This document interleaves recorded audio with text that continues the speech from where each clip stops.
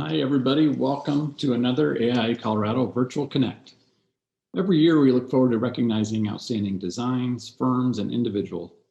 Today kicks off the call for entries for AIA Colorado's awards, and this session features a peek at the process. We're glad you can join us today. I'm Mike Waldinger, CEO of AIA Colorado.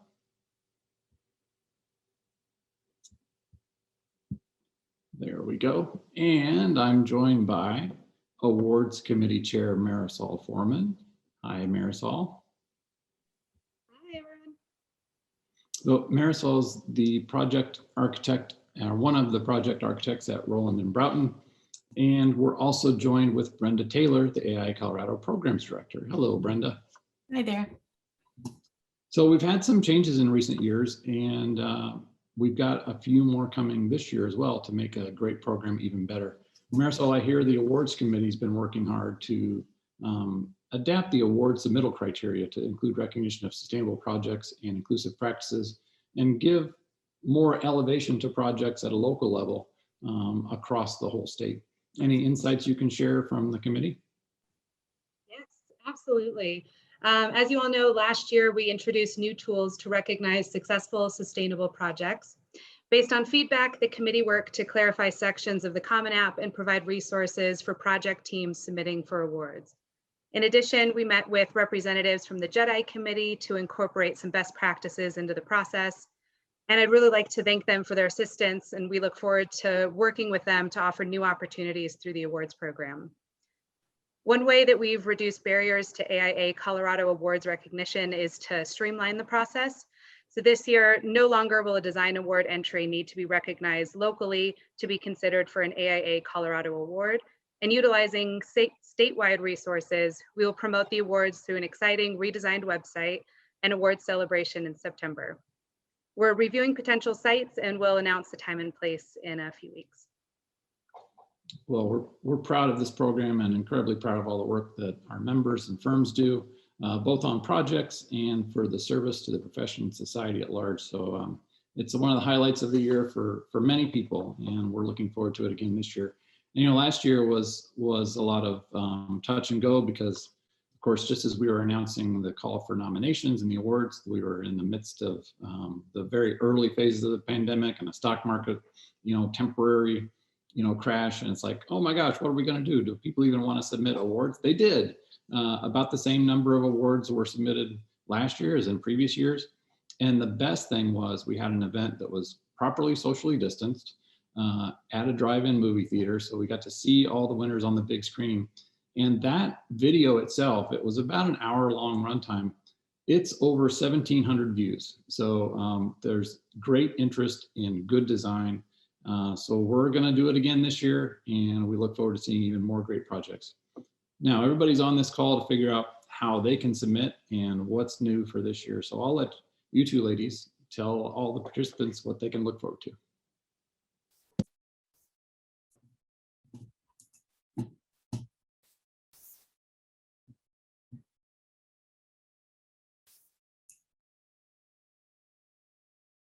Hopefully you guys can see the screen. Can you see it, Marisol? Yep. Great. Now we just have to get this going. So welcome, everyone. I've been lucky enough to work with a great group of members that have been working hard to enhance this program and select jurors. Our next task is trying to top the wonderful 2020 award celebration by identifying another great venue. So as we've said, stay tuned for that announcement in the coming weeks. The call for entries opened earlier today. The submission deadline is Tuesday, June 15th at 5 p.m. That's in 6 weeks, so don't wait. Plan on reviewing the guidelines and downloading the forms early. There's no fee associated with honor award nominations, and each design award entry is $250.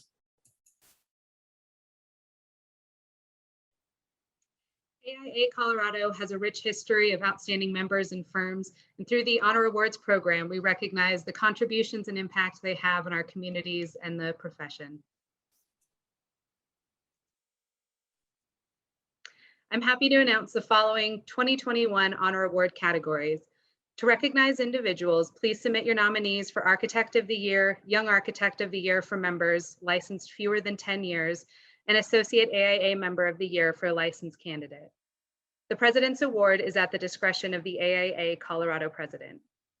To recognize a team, please submit your nomination for Firm of the Year and Young Firm of the Year for a group in business 10 years or fewer. Nominate your favorite building for the 25-year award. Identifying our designs that stand the test of time allows us the opportunity to celebrate Colorado's favorite spaces. Selecting the Honor Award winners is a jury of AIA Colorado section directors and board members. For Architect and Young Architect Awards, nominees must be both licensed and members of AIA Colorado. Nominees do not have to be licensed architects to apply for or receive the Associate Architect of the Year award, but membership remains a requirement.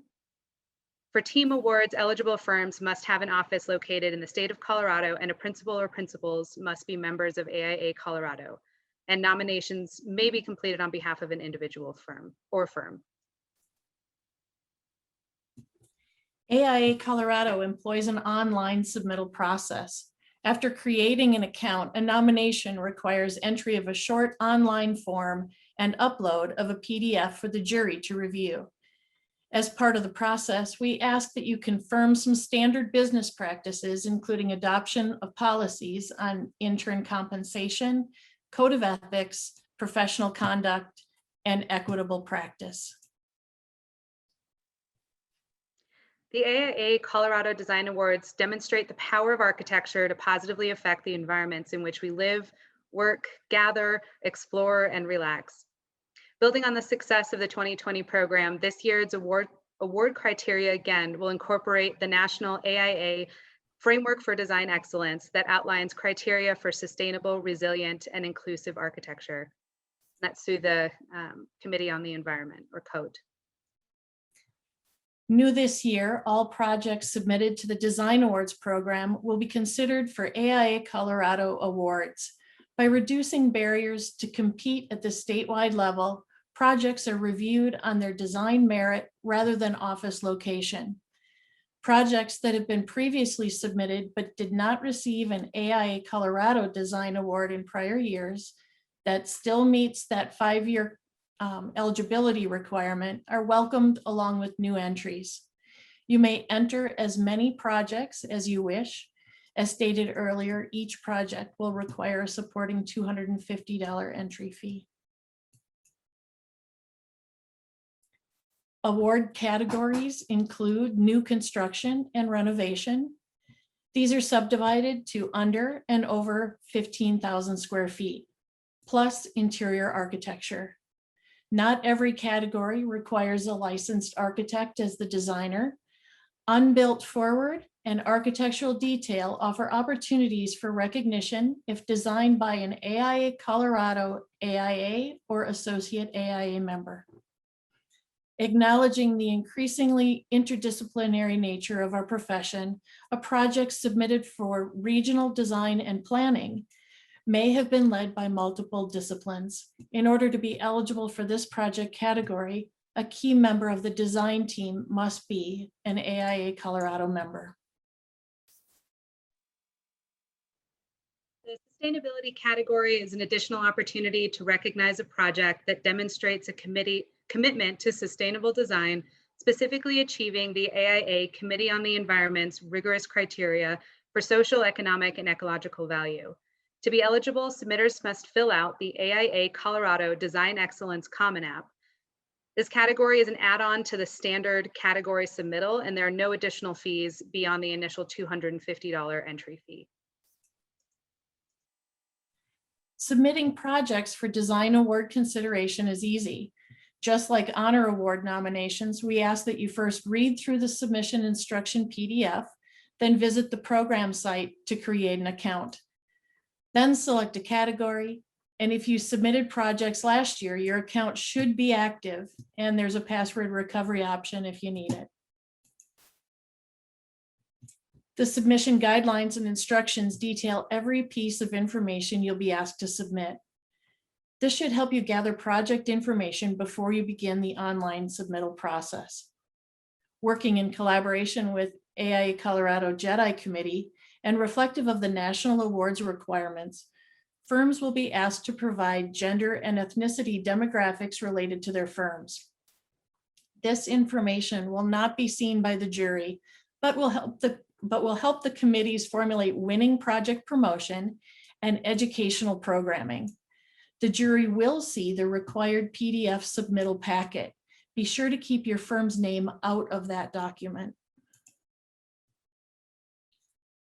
The submission packet PDF may include up to 17 pages for the jury to view. This includes project data, a project narrative, a narrative on how the project addresses 3 of the 10 measures of the COAT framework for design excellence, and supporting images, including photographs, drawings, diagrams, and floor plans.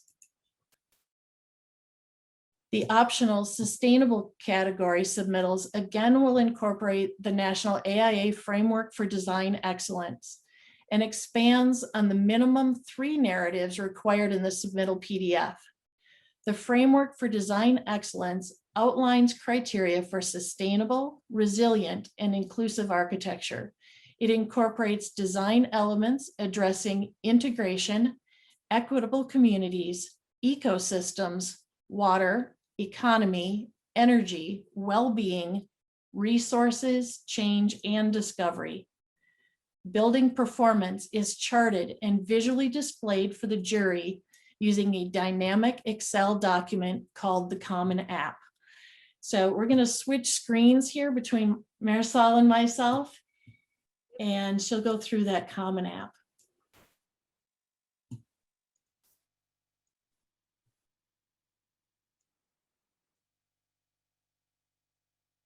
All right, so for those of you who didn't see this spreadsheet last year, and even if you did, there are a few tweaks to it this year, but as you can see up at the top, we have the dynamic spider graph up here.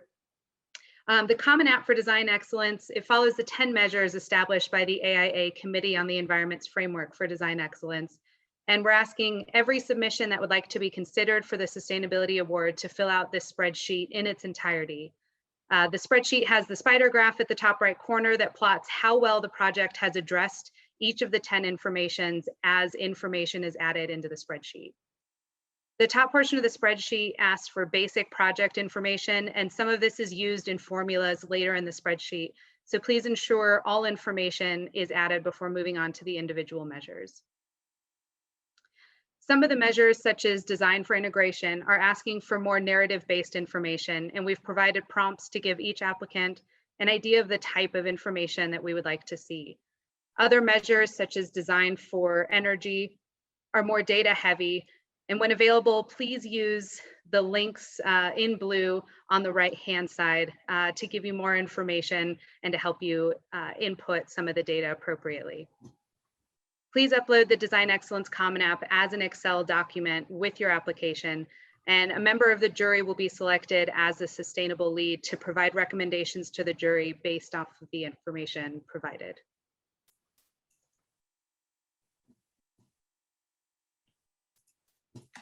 All right, we will back to this other screen and continue. Thanks, Marisol. I think that's really helpful with showing what that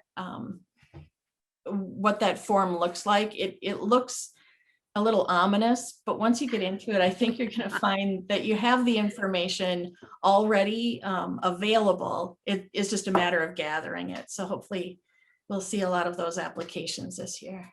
Absolutely. Once you start your submission, you will be able to save your work as a draft to complete it later. So, while you go through these pieces, if you find that you are missing something, just scroll down. You'll see that there is a button to save before you hit submit. But when you are ready, and before the deadline of 5 p.m. on June 15th, pay the entry fee and hit submit. So our jury will meet virtually again this year, and this gives us the unique opportunity to gather qualified jurors from all over the US. The resumes of our jurors are impressive, and we're planning on adding 2 more to the list that you see here, and we'll be announcing them in the next few weeks. Each of the jurors will consider each submittal holistically, including but not limited to the following: physical organization and form, including attention to composition and detail, response to program, site, geographic and/or urban context, innovation and originality in concept, process, materials, building systems and/or implementation, and demonstration of exemplary environmental and social awareness.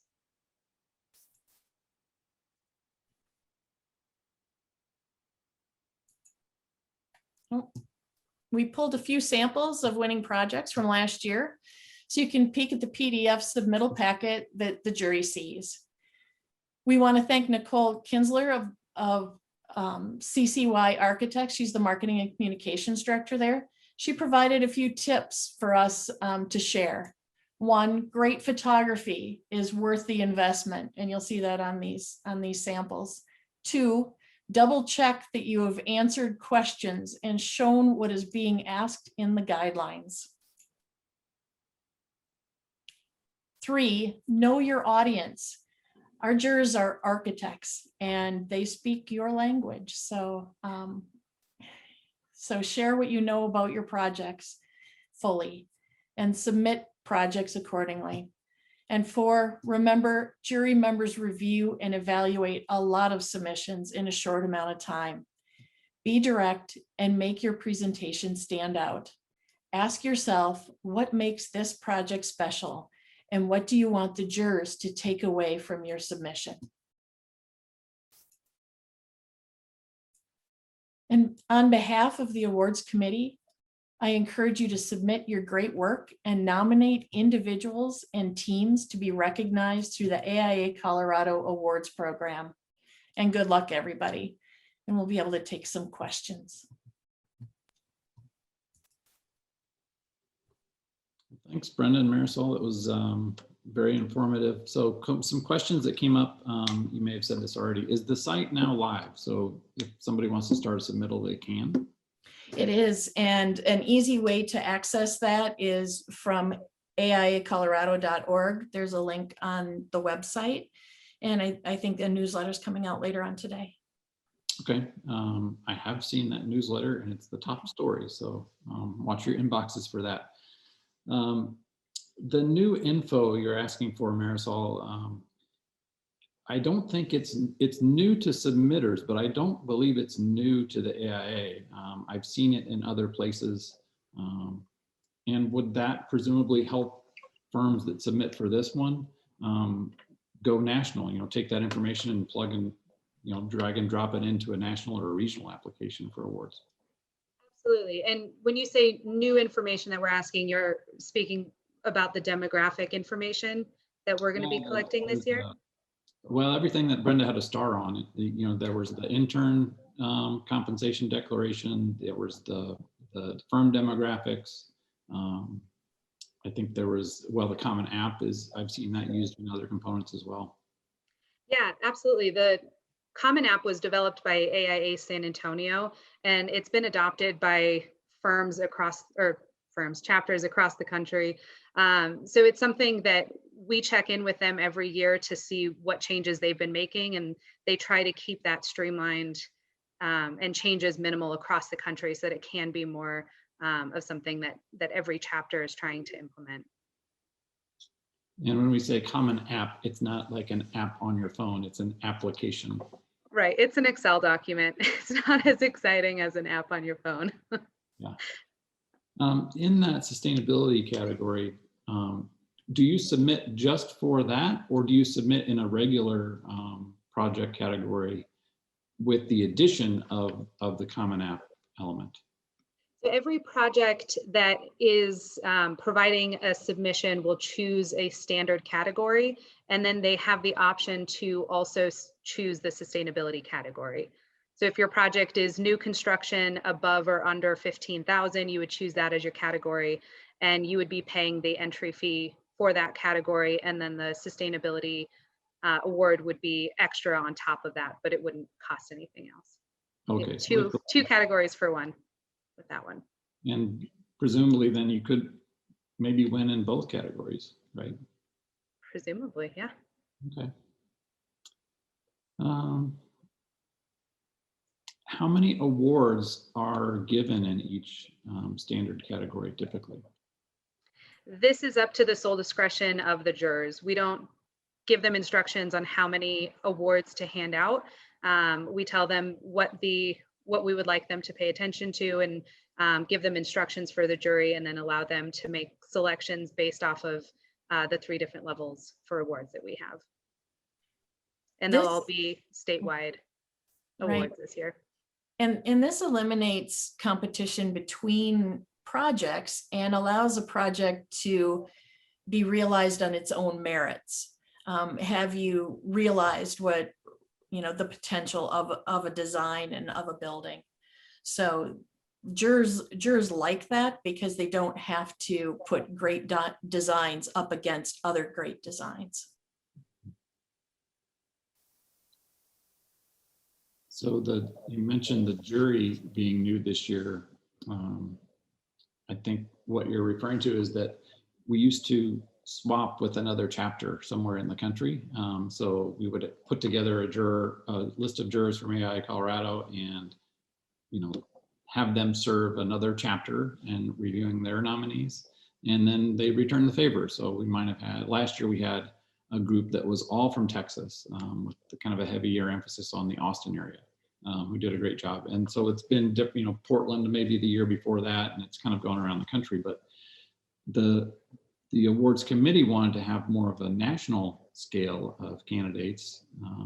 And I think that's going to be a change for people, but it might elevate the credibility and the stature of the awards too, to have people from a variety of parts of the country and different practices as well. So can you tell us a little bit about the thought process behind the committee making that change? Yeah, I would say exactly what you were saying. Last year, we kind of partnered up with AIA Austin and asked them if they would provide some recommendations for jury members.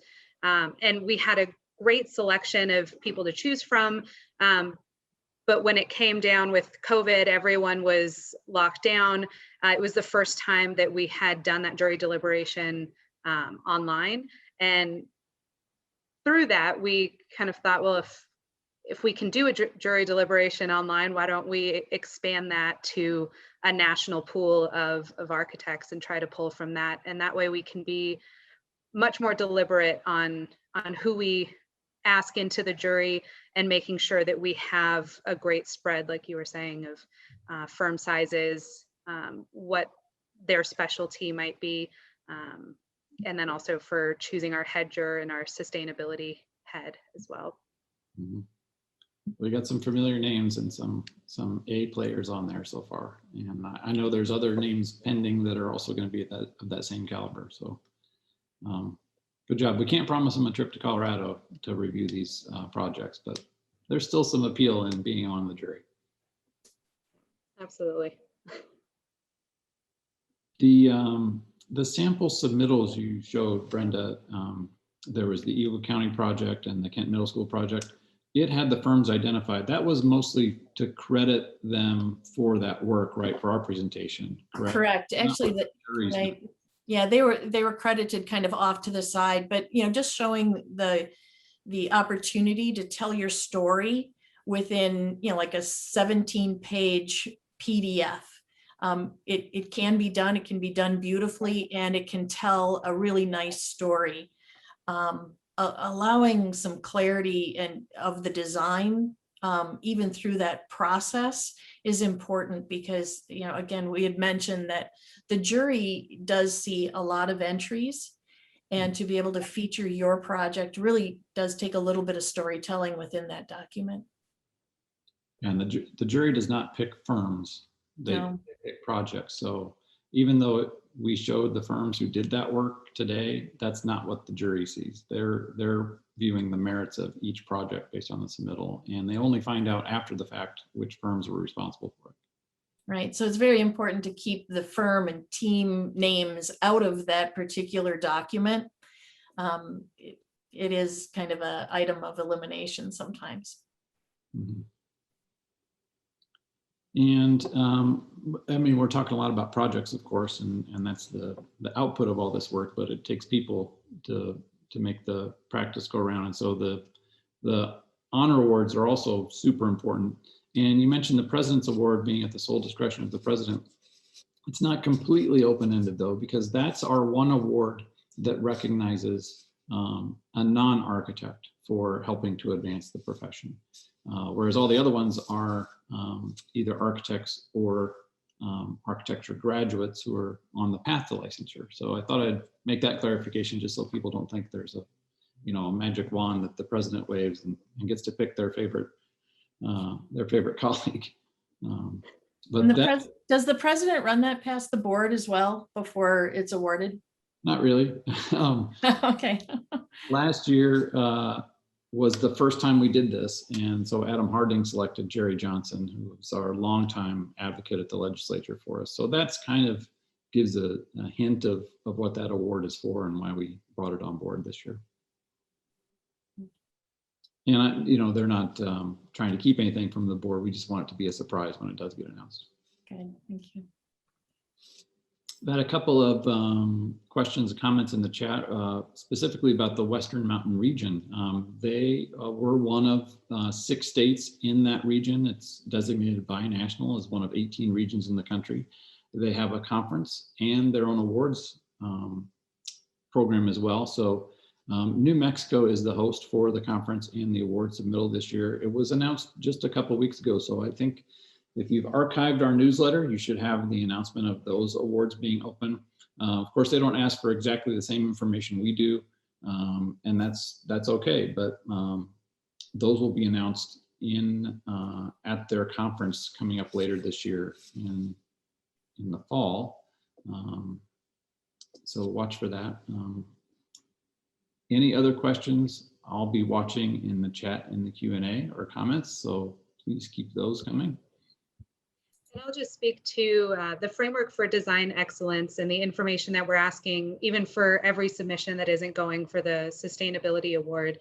That's something that the jury or the committee between last year and again this year, we looked at the way that different chapters have collected this information from across the country, from AIA Seattle, focusing very heavily on their energy and design award, which is very energy focused, to other chapters across the country that focus maybe with more pinpoint precision on different areas of sustainability. And we really felt that this framework with their 10 measures covers everything from equitable design to sustainable design, water, energy, design for ecosystems. And so we thought it was the most comprehensive overview of how a project might be approaching these 10 measures that is part of the AIA National Committee on the Environment.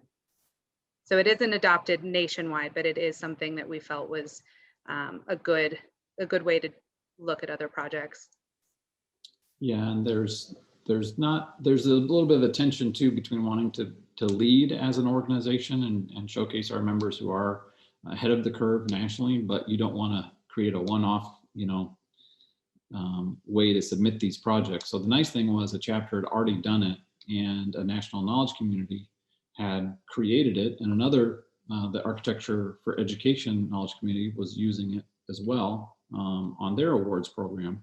So we became the second chapter to adopt it, and we think that more are in the process of doing so. So the idea behind all of these extra measures, if you want to call them that, is not to create a new burden that we are only asking our own folks to do for the awards that we give out, but hopefully in doing so, you'll elevate not only your project to another level, but be able to then translate that into a national award submittal.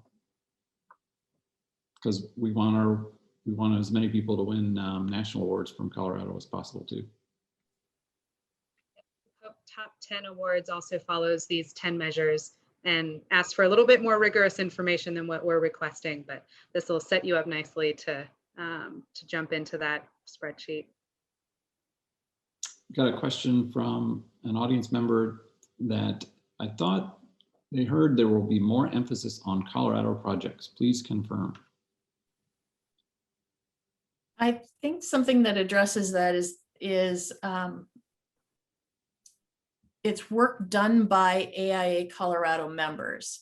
We want to make sure that our work here in Colorado, whether it's in the state or around the country or the globe, has a place to be recognized first. So, we are emphasizing the work of AIA Colorado members, and it is a requirement to be a member and live here. And that work will mostly be for projects here in Colorado, just because that's the portfolio of projects that most of our members have, but it's not limited to only Colorado projects. So we want to recognize good design wherever it takes place, but obviously these are our awards and every project is rooted in place. And I think one of the shortcomings of the program before was it had sort of a multi-step process where it had to get a local recognition first. And that might be difficult to do if the project isn't necessarily in that local area. So it may have kept a really extraordinary project that was in another state or even another country done by a local firm from getting that recognition because it didn't have a connection back to that local area other than maybe the member was located there. So I hope that answers the question. It does emphasize Colorado in terms of who does the work, but it also opens the door a little bit more effectively to great work that happens anywhere.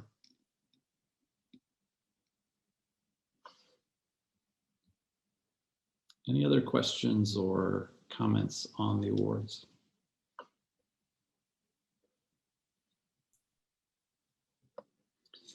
I think everybody's just busy writing down what projects they're going to be nominating and submitting, and individuals and firms. So I take that as a good sign. And you mentioned 3 levels of award recognition.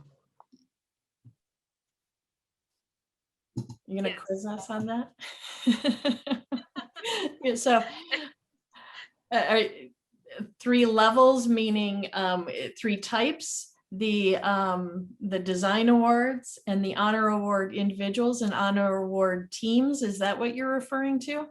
Well, I think it was, there was, and I am no good at this quiz either, but there's, a citation, a distinction, and the merit.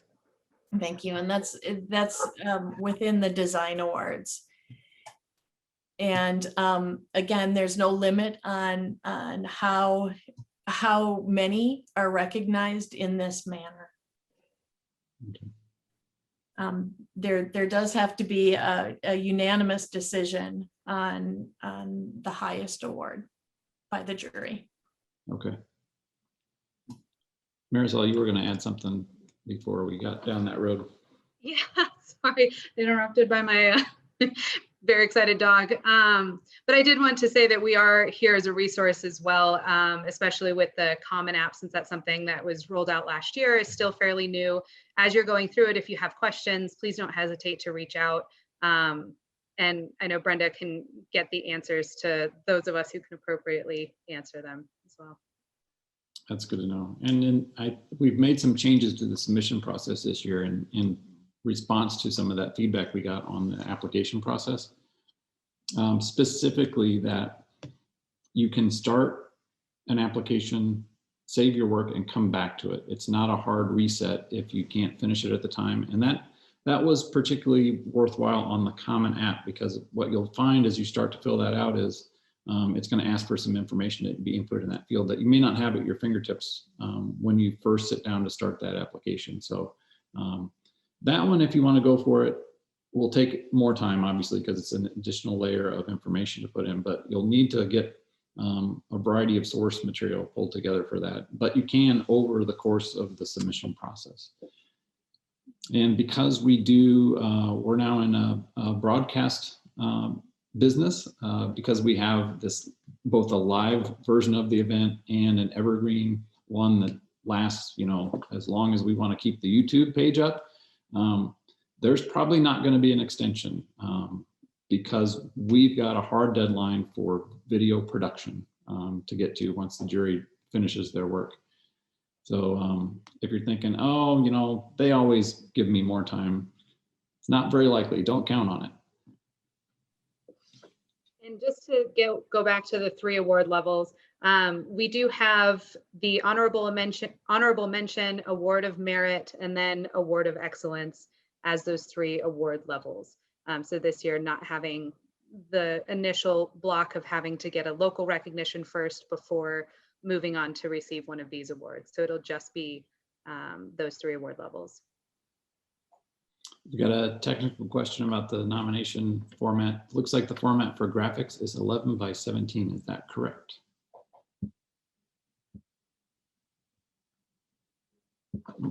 They are a standard size, so that is correct. And those guidelines are outlined on that PDF.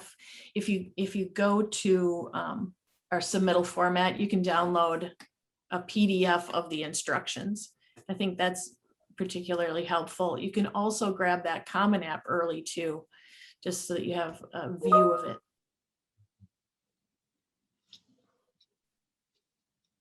If someone gets an application in early and there's a problem with it, either the file won't convert or there's some firm identifying information or something's not quite right, would we be able to allow them to correct it before the deadline? That's a hard yes. We want you to be successful, and we would work with you to get over any glitches that would be occurring within the system, or if you notice something that was in error. Okay. That's good to know, even though they're all going to be perfect.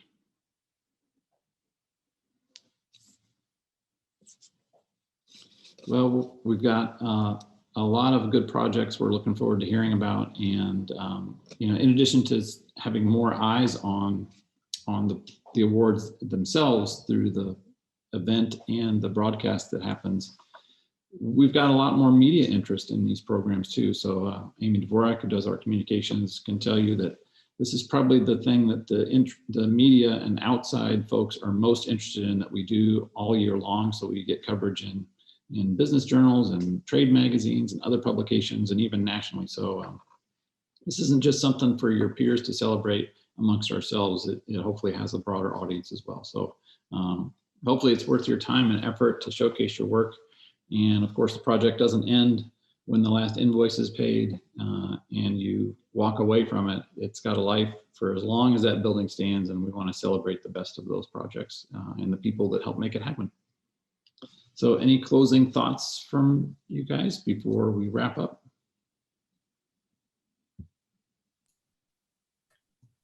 Marisol, go ahead. I was just going to say good luck to everyone. We look forward to seeing all your beautiful work at the award ceremony in September. And in the interim, if you have any questions, please, ship them our way. We'll do the best to address any of your concerns. Well, thanks for giving us a little peek behind the curtain of what's going to be involved in the awards program this year and how to make sure that your submission has the highest chance of success possible. And thanks everyone for joining us to learn more about that. Please make sure to join us in the future. We've got a couple more lined up for the month of May. You can see all of our programs at aiacolorado.org under the calendar page. Next week on May 12th, our Virtual Connect will feature decarbonization and open invitation, and that's going to be presented by KLNA, one of our industry partners this year. And then the following week on May 19th, NCARB and AIA Colorado licensing advisors for the state, Avik Guha and Eric Oakland, will present a virtual connect on navigating the AXP and ARE on the path to licensure. Of course, licensure candidates, mentors, and supervisors will all find something useful from that. We encourage you to attend, and we hope to see you at one of our upcoming events. Thanks again, Brenda and Marisol, and everyone else for joining us. Have a great rest of the week. Take care.